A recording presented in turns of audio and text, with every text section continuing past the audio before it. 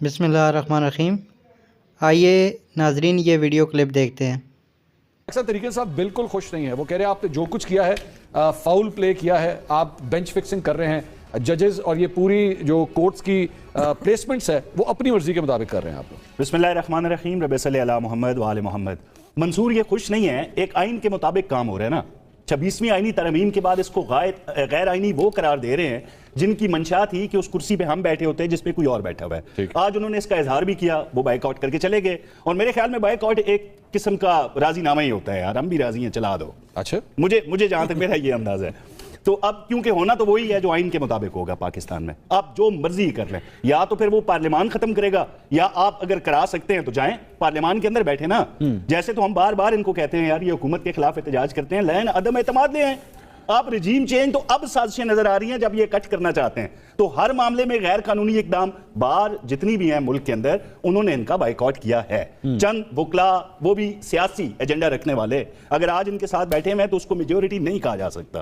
اب جتنی بھی ہیں پنجاب میں، کے پی میں، کشمیر، آگے پیچھے جو بھی وکلا برادری نظر آئی اس نے تائید کی۔ نہیں کوثر صاحب، اگر یہی سارا کچھ اگر اس کے اوپر ہیرنگ ہو جاتی، 26ویں آئینی ترمیم پہ ایک ہیرنگ ہو جاتی، فل کورٹ بیٹھ جاتا، وہ کوئی فیصلہ کر لیتا، اس کو ڈیلے بھی تو کیا جا سکتا تھا۔ دیکھیں ووٹنگ ہوئی ہے نا، جب یہ وہاں پہ یہ بات کہی گئی جوڈیشل کمیشن کے اجلاس کے اندر جی کہ فیصلہ آ لینے دیں 26ویں آئینی ترمیم کا، وہاں پہ ووٹنگ کرائی گئی نا، اکثریت نے یہ فیصلہ دیا کہ اس کاروائی کو جاری رکھا جائے۔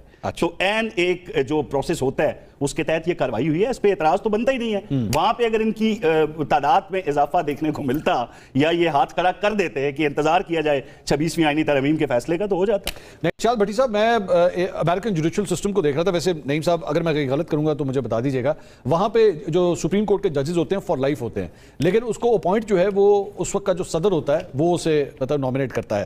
اب اکثر اوقات یہی ہوتا ہے کہ اگر ریپبلکن پریزیڈنٹ ہے تو وہ ریپبلکن جج کو ہی لے کر آتا ہے جس کے خیالات رائٹ ونگرز ہوں، ریپبلکنز کے قریب ملتے ہوں۔ اگر ڈیموکریٹک پریزیڈنٹ ہوگا تو ڈیموکریٹک جج کو ہی وہ فل ان کرنے کے لیے جو ہے وہ لے کر آتا ہے، یہ ایک روٹین کی بات ہے۔ تو یہاں پہ ججز کی کرسی کے اوپر تو کوئی بھی آ جائے، چاہے پی ٹی آئی کی کل کو گورنمنٹ ہو، نون لیگ کی آج ہے، وہ کوئی بھی جج کو نامنیٹ کریں گے تو اعتراض یہی ہوگا بھائی جان اپنا بندہ لے کر آئے۔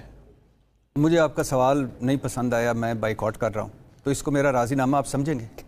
بتائیں، میں اٹھ کے جا رہا ہوں، بتائیں۔ نہیں آپ جواب دیں۔ نہیں مجھے بتائیں، ہمیں آپ کی رائے چاہیے۔ یہ کون سی منطق ہے مجھے کوثر بھائی؟ یہ کوثر صاحب نے دی ہے کہ میں جواب آپ کو باری پہ دوں گا۔ نہیں میں ابھی اٹھ کے چلا جاتا ہوں۔ نہیں آپ للہ بیٹھ جائیں سر، نہیں پھر آپ یہ نہ کہیں کہ راضی نامہ ہے، میں کوئی اور الفاظ بدل چلو ٹھیک۔ اچھا، پہلی بات تو یہ بھائی جان کہ آپ میرے بھائی ہیں اور ظاہر ہے مجھ سے زیادہ پڑھے لکھے ہیں، زیادہ تجربہ کار ہیں، آپ کو تو میں یہ کبھی نہیں کہوں گا کہ امریکہ کی مثالیں نہ دیں یا یورپ کی مثالیں نہ دیں یا برطانیہ کی مثالیں نہ دیں۔ وہاں ججز، عدلیہ، ریپبلکن جو بیٹھے ہوتے ہیں، جو کانگریس میں ہیئرنگ ہوتی ہے، جو ان کا پیچھے اسکروٹنی ہوتی ہے، جو ان کا پیچھے بیک گراؤنڈ ہوتا ہے، جو ایک ایک چیز دیکھی جاتی ہے، اور جج پہ جب کوئی الزام آتا ہے تو وہ کدھر چلا جاتا ہے۔ اور ان کے آئین کا سٹرکچر بھی دیکھ لیں، ہمارا آئین تو 3 چیزوں پہ کھڑا تھا نا، ایک ایگزیکٹو، پارلیمنٹ، آزاد عدلیہ، صاف نہیں ہے۔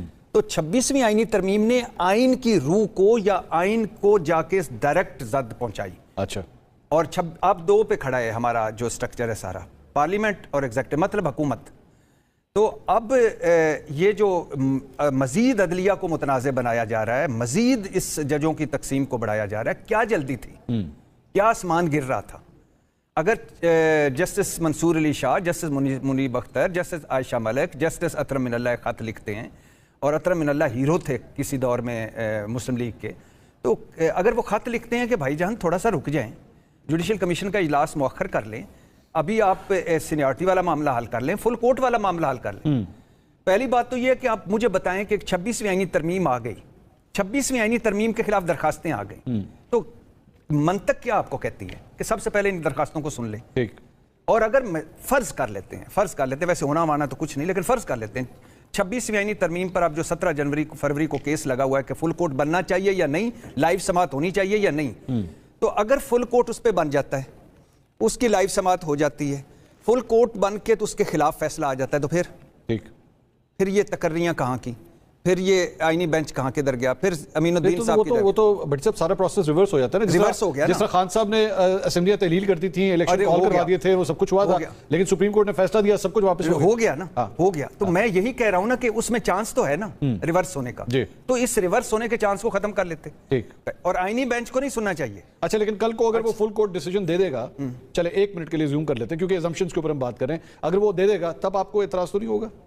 तब क्या एतराज? 26वीं आईनी तरमीम की मंजूरी पे फिर नहीं, आपको एतराज तो मैं नहीं उस पे होगा? आता हूँ। ओके। एक पहली बात तो ये कि सिर्फ आईनी बेंच को ये केस नहीं सुनना चाहिए 26 आईनी तरमीम के खिलाफ, क्योंकि ये मफादात का टकराव है। ठीक है। आईनी बेंच बेनिफिशियरी है इसका। ओके। दूसरी बात है, अब जो जजेस आए हैं इसके बाद तो मेरे ख्याल से फुल कोर्ट में, इसलिए तो हुकूमत चाह रही थी कि जल्दी से ले आए। देखें क्या सुना जा रहा था, सुना जा रहा था कि 26वीं आईनी तरमीम के एक से पहले, उन दरखास्तों से पहले, उस केस से पहले सुप्रीम कोर्ट में जजेस आ जाएंगे। ठीक है। सुना जा रहा था कि एक जज आएगा उस जिसको इस्लामाबाद हाई कोर्ट का चीफ जस्टिस बनाया जाएगा। हाँ। सुना जा रहा था कि नए जज जाएंगे, उनके पास इमरान खान के केस लगाए जाएंगे। इस्लामाबाद हाई कोर्ट में यही सारा हुआ। कुछ वैसे आप कह रहे हैं। मिनहास के पास, आजम खान के पास यही हुआ, और सरफराज डोगर आ गए, वो बनने के करीब हैं, और ये सुप्रीम कोर्ट में जज भी आ गए। क्या फ़र्क पड़ता था अगर इस्लामाबाद हाई कोर्ट के 5 जजों के जो खत थे। जी नाजरीन, तो अभी आप ये वीडियो देख रहे थे जिसमें इरशाद भट्टी साहब आइन और कानून के बारे में जो नून लीग के नुमाइंदा था उसको बता रहे थे। अगर आपको ये वीडियो पसंद आई है तो चैनल को लाइक भी करें, सब्सक्राइब भी करें और वीडियो को शेयर भी करें। शुक्रिया, अल्लाह हाफिज़।